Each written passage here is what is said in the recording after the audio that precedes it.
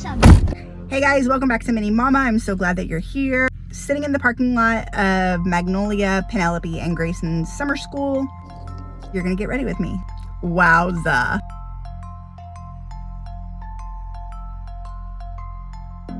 We blend, we blend, we blend.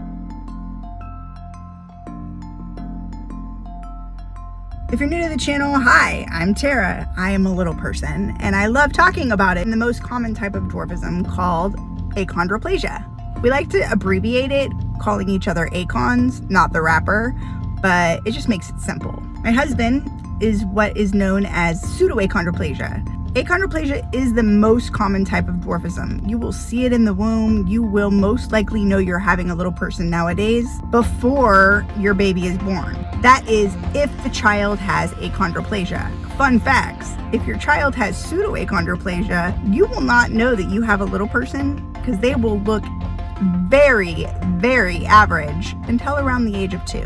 Good time. Most acons are even born to average sized parents. I have average sized parents. Most little people in general born to average sized parents. My husband has average sized parents. Our kids, they have little parents.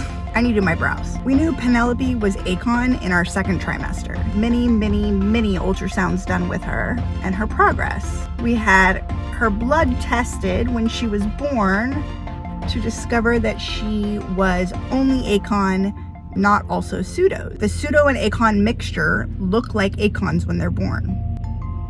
Fun facts, right?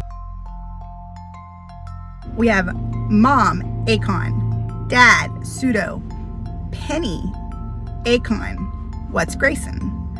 Grayson, originally, we were told he was average, and that's because the geneticist didn't know how to test for pseudoachondroplasia. It wasn't until we reached out to a geneticist in Texas that we found out he was pseudo. I remember driving and I almost got into an accident because I had her on speaker and I just wasn't ready to discover these kinds of things. Never drive when you're getting your genetics test results.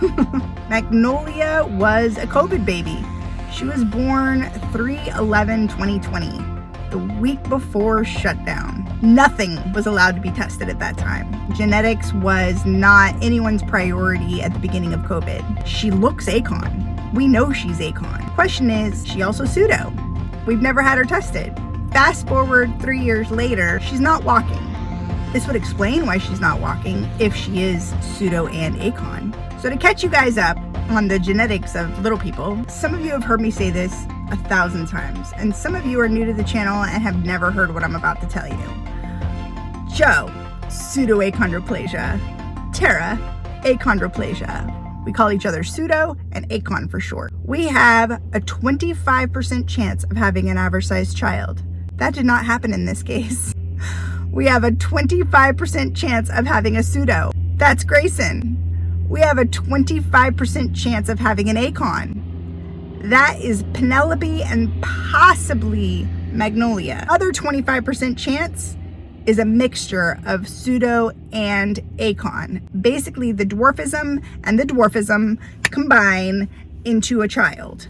Now, is this a lethal form of genetics? No. I do believe she's double.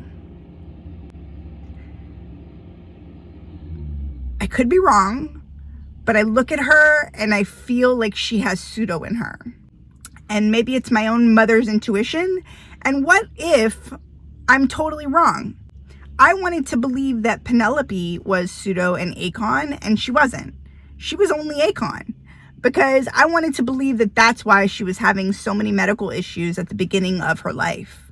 It wasn't because of pseudoachondroplasia or achondroplasia. It was because of hydrocephalus. Hydrocephalus is not something that happens with all children with achondroplasia, but it is more common in children with achondroplasia.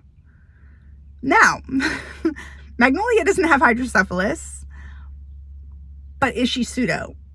My vote is yes, and this would explain why she's not walking. Dr. Heck, a geneticist from Texas, told me the number one characteristic of mixtures between acon and pseudos when they have children that are double is loose joints. Loose joints equals Magnolia not walking. If it's not comfortable for her, that would make sense if she has loose joints.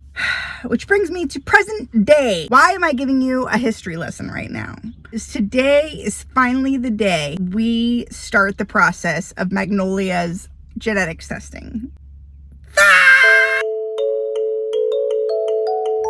When all of the kids get off school, I'm leaving Grayson and Penelope with Joe, and then I'm taking Magnolia to her pediatrician. The geneticist from Texas gave all of the details of what she needs to test for. I'm excited. This is the biggest progress that we've had. She did this in a matter of a week, and I couldn't get a major hospital out here to do it in a matter of 4 months. Okay? What does it mean if Magnolia is pseudo and achon? Does it mean she's gonna die? No. The bottom line is if Magnolia is pseudo and achon, it only means it would explain her physical delay. I hope you enjoyed today's adventure. It's the start to find out the truth on Magnolia. I'm really excited. Not about that.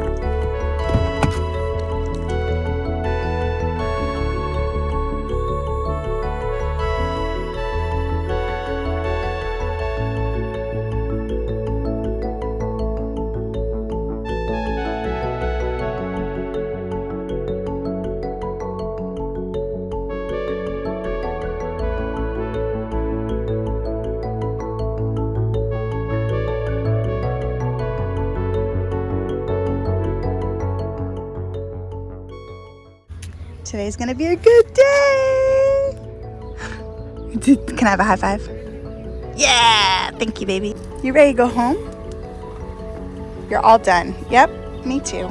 Now I'm just waiting for Penelope and Grayson to come home on the bus because Maggie and I are going to the doctor. Penny agreed as long as the doctor doesn't touch her, she will come. I'm kind of nervous because Magnolia hates being woken up from her naps. And you know allergies to medications? Not that I'm aware of, no. They're like, you're here for what? At this time, I had only spoke with the check-in nurse, so I hadn't actually seen the doctor. Round and round we go. They're gonna figure it out. It's out of my hands. They're gonna figure it out. They're gonna figure it out. How can they not know? And then she said, so you're here for a generic test? No, genetics. Genetics is very different than generic. Okay. So she figured it out. She's not happy. She hasn't even had a try yet. She just got woken up from her nap. It's kind of loud. More soon. All right, so we're off and rolling. We're going to be getting the genetics test next week. But that wasn't the odd part about the doctor's office. Weirdest thing, so the appointment went great. We're gonna go do blood work next week, but the weirdest part about the appointment was she immediately came in and, did I just hit you? Yeah. I hit you in the eye? Yeah. I'm sorry, I didn't do it on purpose. Now I would say Joe is milking it because of course this is not his eye, it's actually his cheek. Your eye's still intact. Are you sure I made contact? Did I actually physically touch you? Yeah, it did. Oh, on your nose, not your eye. It almost took my eye out. This new drug, and I'm not sponsored by them, I'm not trying to promote them. I never even knew this was a thing. That's an achon. She looks like a hypo. So basically you'd go from looking like an achon to looking like a hypo.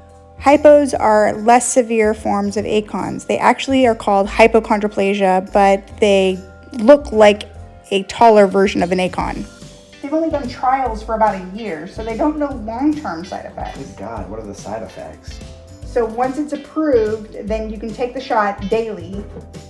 And the only one, basically it says that Magnolia and Penelope will be approved as long as your growth plates are still open, and I know Penny's are still open as well. It's not for us. Not our kids. I'd rather have the 2 inches in my... Joe, I'm being serious. 2 inches, not If you could be 2 it. inches taller, would you say No, yes? Not worth it, no. I like saying under 4 foot. I'd have to say 4 foot then. But it says possibly more, but they don't know. Like, she could possibly grow even taller, but they don't even know. Or she could grow an arm out of her head. We don't know. Too risky. I'm curious if Still any gotta show. ACON parents currently are on this medication with their children. I would love to hear side effects. I would love to hear all those details. You can DM me or you can put it in the comments below and I will find you. Hundreds of children are on this drug currently. Really? Yes. Wow. That's what they said? Yes, they had to do trials before they can like offer it through the world. And the fact that they have a pamphlet, like they're not messing around. They basically have control of the FGFR3 gene, which is the gene that you look for when you're trying to see if your child has achondroplasia, FGFR3. As you can see, our house is still under construction. We're working on it. Is it really worth it? For me, I don't think that it's really worth it. I'm not trying to discount anyone that's already on the drug. If it works for you, I think that's great, but I'm fascinated by it. Genetics is super fascinating, and the fact that they now have some kind of control of the FGFR3 gene, mind blown. Again, if we don't know the long-term effects, not even 5 years. We don't know the 5-year effects. We don't know if 5 years down the road, if this is even still going to be on the market. That's what scares me, especially since our children already have medical issues. I don't really feel excited about pumping them full of something else. The question is, what if it helps? What if it helps joints? What if it helps the body? What if it helps? What if it helps? I'm gonna do more research, but if you know anything, I wanna hear about it in the details below.